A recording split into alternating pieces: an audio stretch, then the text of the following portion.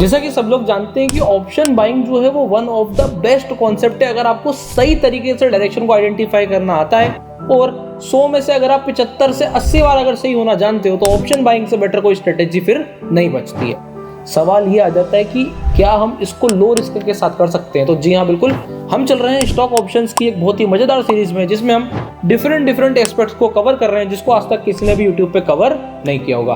अब अगर कवर कर ही रहे हैं तो उसको कैसे करना है, क्या लॉजिक होता है और बाइंग को मैं मजेदार कैसे बना सकता हूँ कम रिस्क के साथ में, चलिए समझना शुरू करते हैं। हेलो दोस्तों, मैं आपका बहुत बहुत स्वागत करता हूँ आपके अपने channel Indian institute of stock market पर, और बहुत ही आराम से समझेंगे कि कैसे मैं बाइंग को कम रिस्क में करने वाला हूँ। अभी यहाँ पर जिस चार्ट पे मैंने पिछली बार गेम खत्म किया था उसी चार्ट पे वापस आ गया हूँ। पिछली बार हमने क्या करा था, स्ट्रेटेजी बनाई थी। देखो चार्ट देख लो, पहले आप लोगों के सामने चार्ट आ चुका है।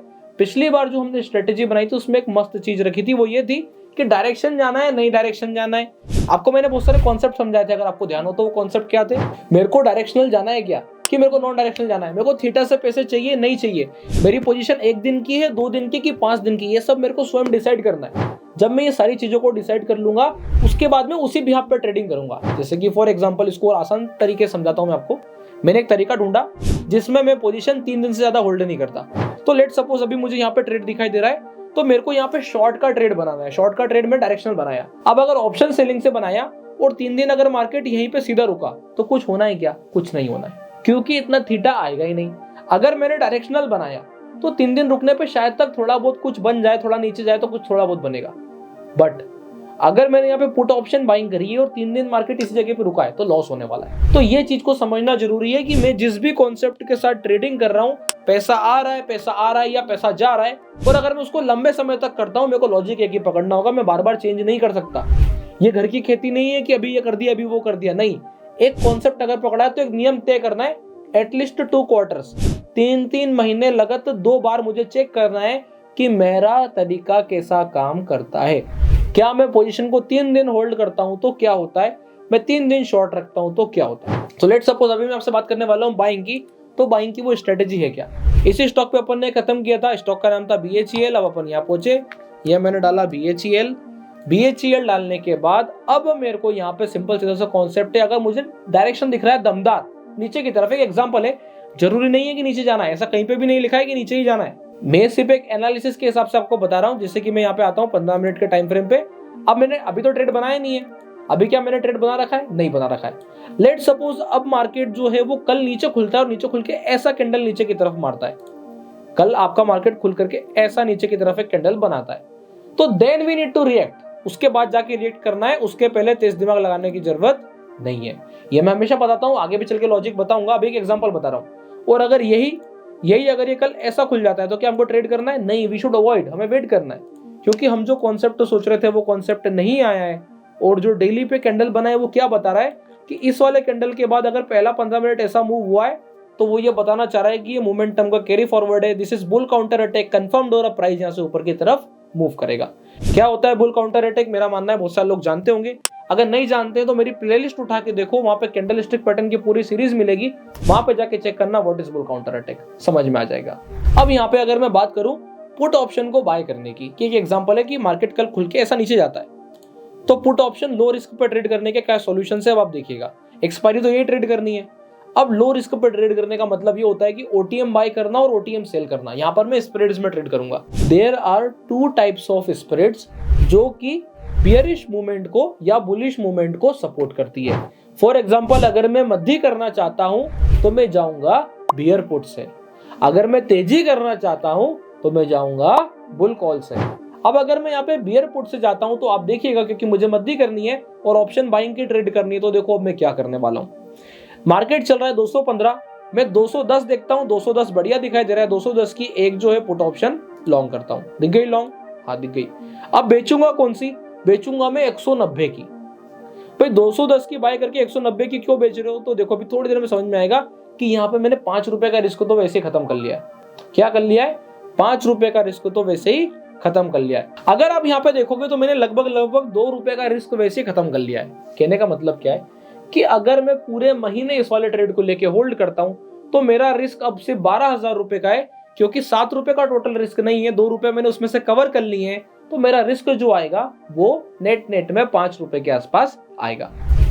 अगर ये वाली बात हो जाती है तो इससे एक चीज समझ में आती है कि क्या ये ट्रेड पूरे महीने होल्ड करने का नहीं। जवाब आता है ये जो ट्रेड है, ये ट्रेड 1 या 2 दिन वाला ट्रेड नहीं है, ये ट्रेड है कम से कम 4-5 दिन वाला।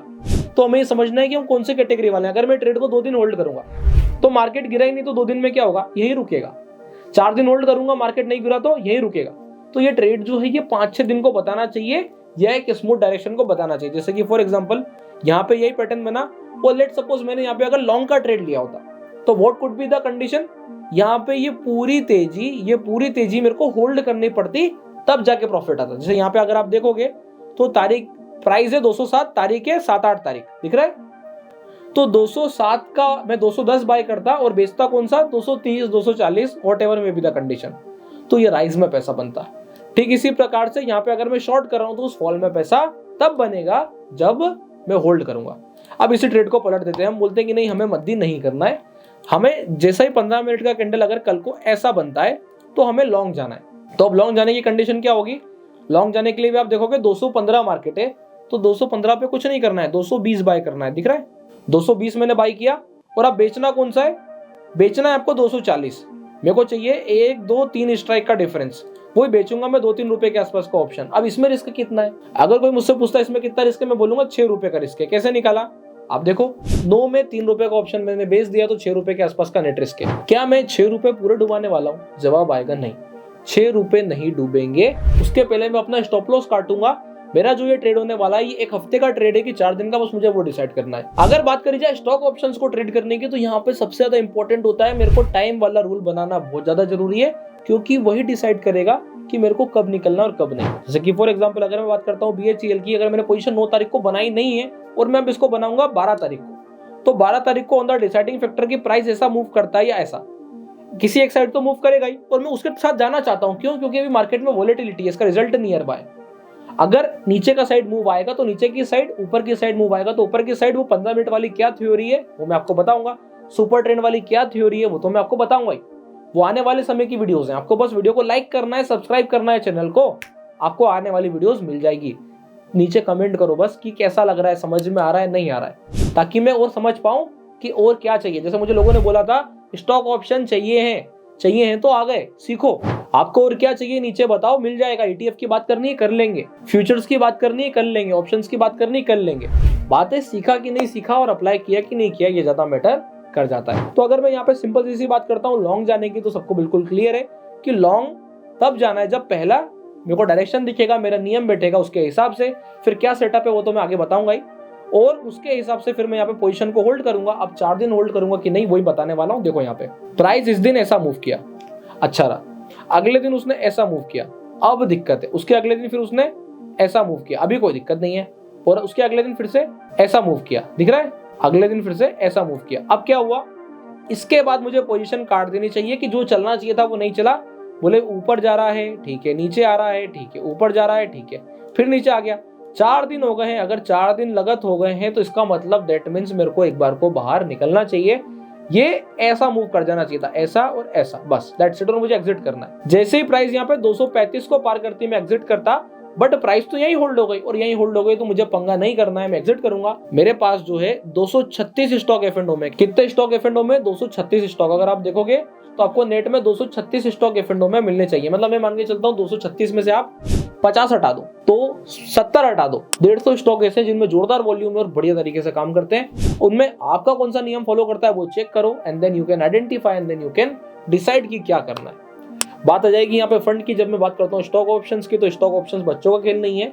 अगर बाइंग भी करनी है तो मेरा सजेशन रहेगा कितनी कैपिटल रिक्वायर्ड है, आपको आगे वीडियोस में पता चलेगा। अब ये सब पता करने के लिए नीचे कमेंट करना और बताना कि सीरीज कैसी जा रही है, तभी अपन आगे बात करेंगे। तब तक के लिए बहुत बहुत धन्यवाद।